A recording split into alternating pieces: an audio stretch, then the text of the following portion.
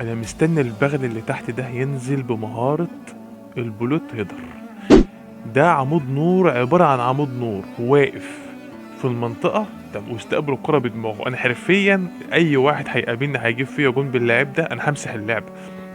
انا مستني ده ينزل يان كولر ينزل بخاصية بمهارة البلوت هيدر عشان امسح اللعب، لان حرفيا ده ما بيجي حد بيقابلني ومعاه الراجل ده اعرف ان اي رفعه جون. مفيش مدافع فيك يا لعبه هيجيب معاه الكوره العرضيه، استحاله. هو دي واقف في المنطقه اساسا عمود نور كده، استحاله حد يجيبه. يعني فرق شاسع بينه وبين اي لعيب. انت متخيل اللعيب معدي طوله معدي المترين، قوه الراس بتاعته 99، ما بالك لما ينزل 2 بوستر هيعمل ايه؟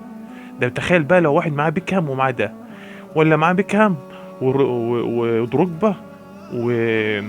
وكولر، ارفع لهم ايه رفع جون يا معلم.